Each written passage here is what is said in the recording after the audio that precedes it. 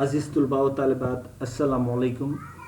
गुज़िश्ता lecture में हमने Narendra Luther का इंशाइया सवेरे की सैर का मुताला किया था।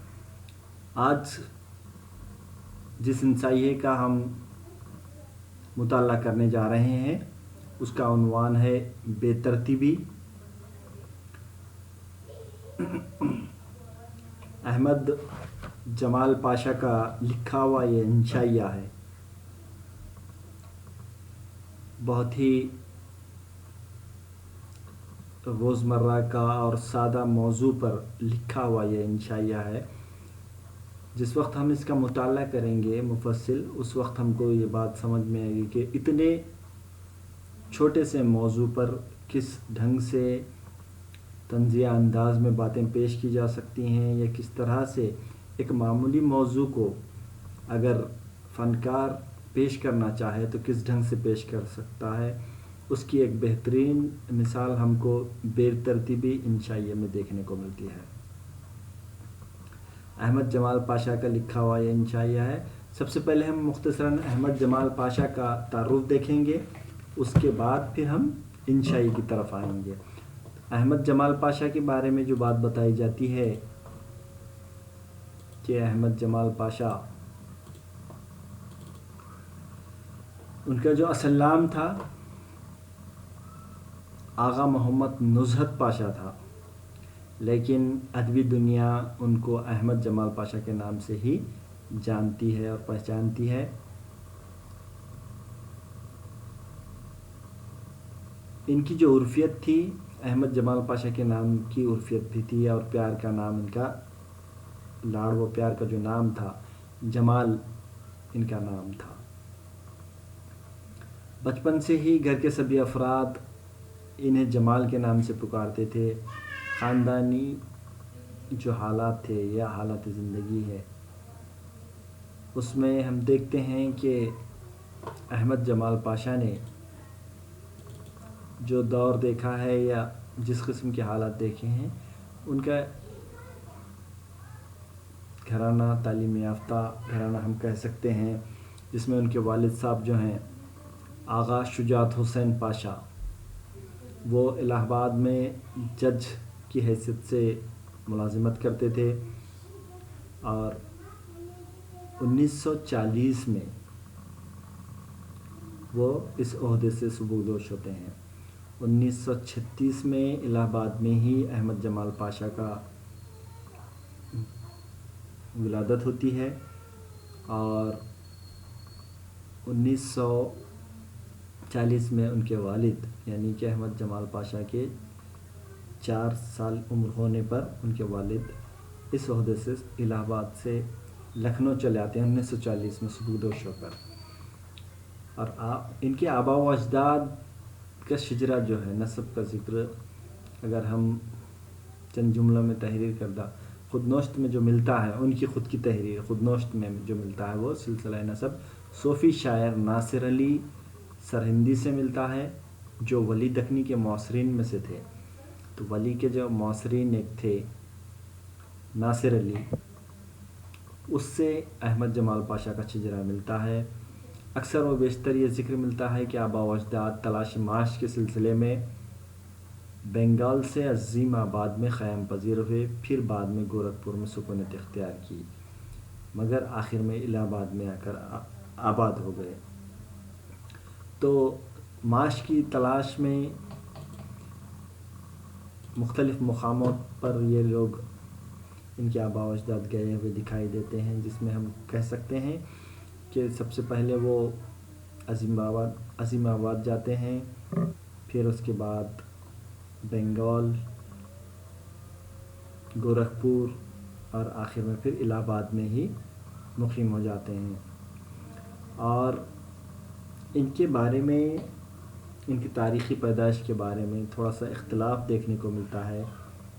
कुछ किताबों में 1932 इनकी तारीख़ पैदाइश बताई गई है, लेकिन कुछ जगहों पर 1936 21 जून 1936 सन 1936 इनकी तारीख़ पैदाइश बताई गई है।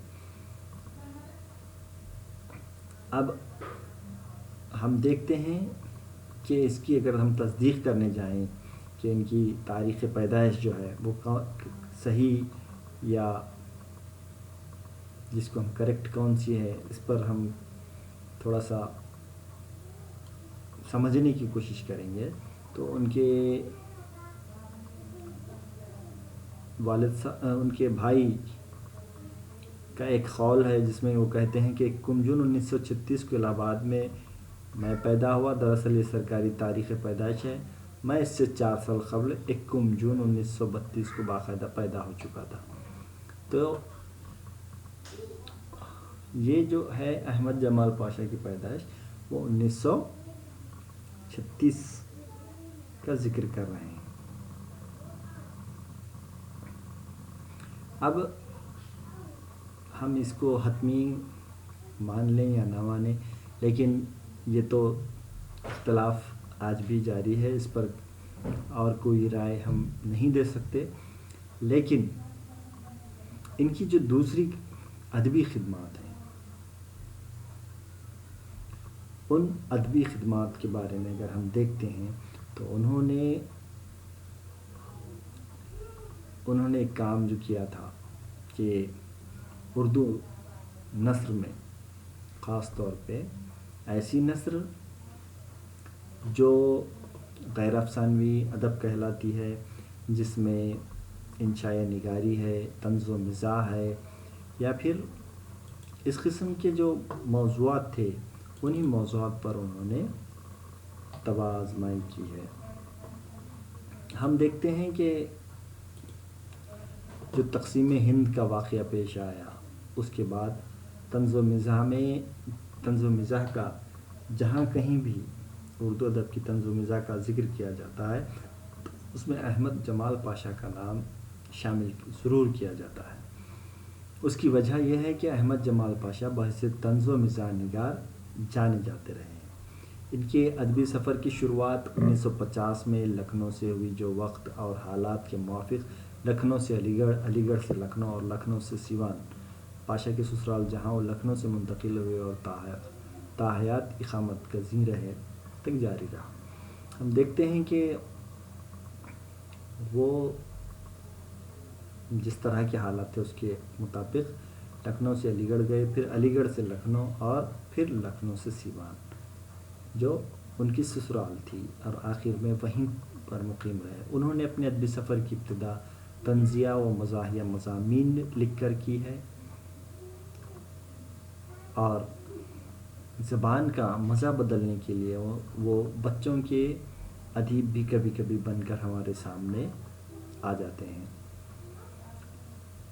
تنقید نگار بنتے ہیں، اور کبھی کبھی سنجیدہ مضامین بھی لکھتے دکھائی دیتے ہیں.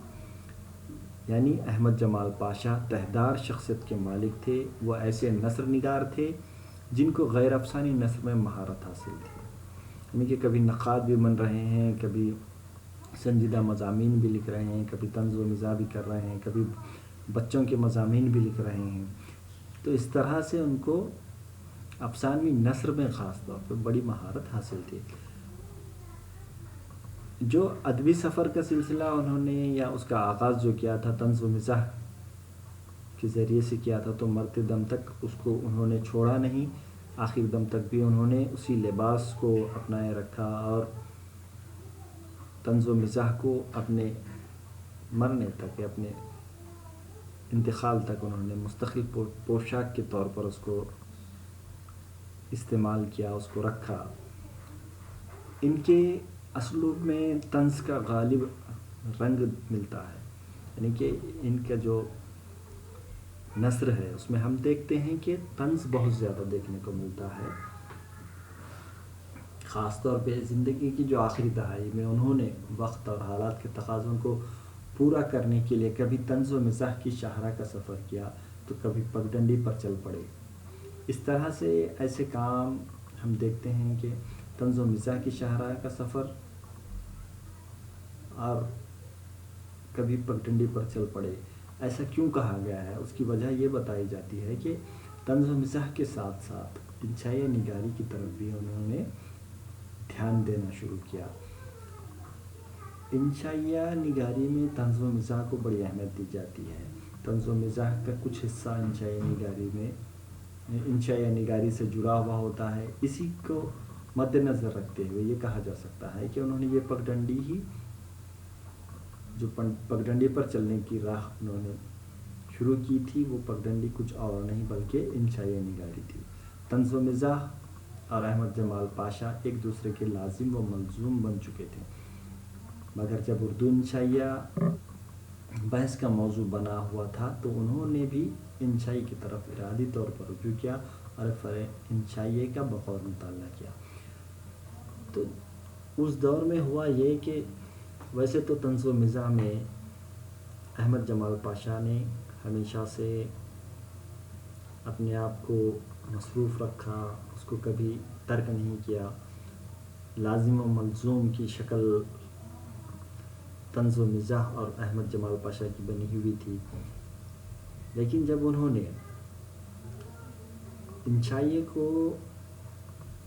کی طرف رخ کیا یا انشائیے کو جب موضوع بحث بنایا گیا تو انہوں نے کیا کیا، انشائیے کا بغور مطالعہ کیا اور انشائیوں کی حیت کے مضامین لکھنے شروع کیا، اور بعد میں وہ باضابطہ طور پر خود انشائیے لکھنے لگے. پہلے انشائیوں کا مطالعہ کیا، پھر اس کے بعد خود انہوں نے باضابطہ انشائیے لکھے. ان کے انشائیوں کا کوئی مجموعہ منظر عام پر نہیں آیا ہے، ایسا ایک بات بتائی جاتی ہے، لیکن انہوں نے بہت سارے انشائیے بھی لکھے ہیں.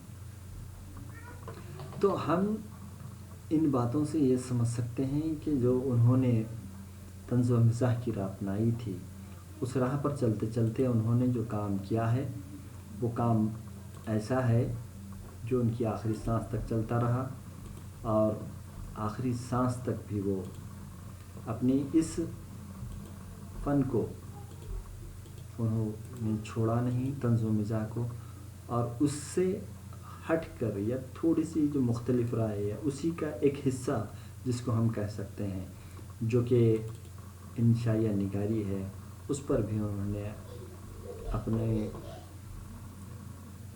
خاص طور پہ طب آزمائی کی، اور جس میں انہوں نے بہت زیادہ انہیں کامیابی ملی یا اچھے انہوں نے کام بھی کیے. جو انشائیے کے موضوع ہیں، جیسا کہ ہم نے دیکھا کہ بے ترتیبی عنوان سے جو انشائیے کا موضوع ہے، اس سے ہم سمجھ سکتے ہیں کہ انہوں نے کس طرح کے موضوعات پر انشائیے لکھے ہیں. بے ترتیبی ایک ایسا انشائیہ جس میں انہوں نے بالکل ہر ایک کے مختلف جگہوں پر جو بے ترتیبی ہوتی ہے، جو ہم دیکھتے ہیں کہ لوگوں میں زندگی گزارنے کا سلیقہ نہیں ہوتا، یا پھر لوگ اس طرح سے اپنے اندر ڈسپلین نہیں رکھ پاتے، یا سب جانتے بوجھتے بھی لوگ اس قسم کے حرکات کرتے ہیں، تو اس کی وجہ سے ہم دیکھتے ہیں کہ ہم کو کس طرح کے نقصانات اٹھانے پڑتے ہیں. اس پر انہوں نے بڑا ہی مزیدار یہ انشائیہ لکھا ہے بے ترتیبی کے عنوان سے. جب انہوں نے 1950 میں لکھنا شروع کیا تھا تو وہ اس وقت انہوں نے مزاحیہ طور پر لکھنا شروع کیا تھا. ان کے جو مضامین تھے 1950 میں وہ مزاحیہ مضامین تھے. ہم دیکھتے ہیں کہ احمد جمال پاشا یہ جو طنز و ظرافت انہوں نے پیش کی ہے، اس کو لوگوں نے بہت زیادہ ابتدائی دور سے ہی سراہا ہے. اس کی وجہ یہ ہے کہ بہت سارے ایسے لوگ تھے جو شروعاتی دور میں تو طنز و مزاح کی طرف انہوں نے رخ کیا، لیکن اس کو آخر تک قائم نہیں رہ سکے. یہاں پہ ہم دیکھتے ہیں کہ احمد جمال پاشا نے اپنی پوری زندگی طنز و مزاح کے لیے وقف کر دی. اردو ادب میں انہوں نے خاص طور پہ طنز و مزاح کو بڑی خوبصورتی کے ساتھ پیش کرنے کی کوشش کی. ہم اور اگر ان کی تفصیلات میں جائیں تو ہمیں پتہ چلتا ہے کہ انہوں نے جو اسکول کے زمانے سے لکھنا شروع کیا تھا، تعلیمی سفر جو ان کا رہا، اسلامیہ کالج لکھنؤ، پھر coins college, Christian college, Lucknow university, یہ سلسلہ ہمیشہ ان کا جاری رہا، انہوں نے اس کو کبھی رکنے نہیں دیا۔ اساتذہ بھی اچھے ملے اور ان کی صحبت میں انہوں نے اپنے جو تحریریں تھیں اس میں اصلاح اساتذہ سے لی اور اس کا انہیں فائدہ ہوتا چلا گیا، اور انہوں نے انفرادی اسلوب کی حیثیت سے اسی وقت سے اپنے شناخت بنانا شروع کر دی۔ پھر ایم اے کرنے کی غرض سے وہ علی گڑھ بھی گئے اور مسلم علی گڑھ یونیورسٹی سے ایم اے بھی کیا، اور ہم دیکھتے ہیں کہ ان کے جو دوست احباب تھے وہ بھی ایسے تھے جو مناسب ماحول والے تھے، تو ان کو اس کا بھی فائدہ پہنچا، اور طالب علمی ہی کے دور میں ہی وہ بطور ادیب اپنی شناخت بنا چکے تھے۔ مختلف رسالوں میں بھی ان کے مضامین اس وقت شائع ہوتے تھے، جیسا کہ مجلہ اسکالر ہے، پھر کپور ایک تحقیقی و تنقیدی مطالعہ اور طرز نگارش میری، اس طرح کے بالخصوص کپور ایک تحقیقی مطالعہ و تنقیدی مطالعہ ایک لاجواب تخلیق تھی۔ تو انہوں نے جو اپنا تنقید، جس میں ان کے جو خود مضامین تھے، کپور ایک تحقیقی و تنقیدی مطالعہ، تو اس سے ہم دیکھ سکتے ہیں کہ ان مضامین میں ان کی جو تخلیقی صلاحیت تھی وہ ہمارے سامنے ابھر کر آتی ہے۔ انہوں نے لکھنؤ میں قومی آواز نام کا جو رسالہ جاری تھا اس میں بھی اپنے مضامین شائع کیے ہیں۔ اس طرح سے ہم من جملہ یوں کہہ سکتے ہیں کہ انہوں نے ابتدا سے لے کر آخر تک جو خدمات انجام دی ہیں وہ ایسی ہیں جو اردو کا قیمتی سرمایہ ہیں، جسے ہم فراموش نہیں کر سکتے، ناقابل فراموش ان کے طنز و مزاح کو لے کر یا انشاء یا نگاری کو لے کر جو کچھ بھی ذخیرہ ہے وہ بہت ہی قیمتی اور اہم سرمایہ ہے۔ اگلے لیکچر میں انشاءاللہ ہم جو انشائیہ ہے بے ترتیبی احمد جمال پاشا کا، اس کا تفصیلی مطالعہ کریں گے۔ شکریہ۔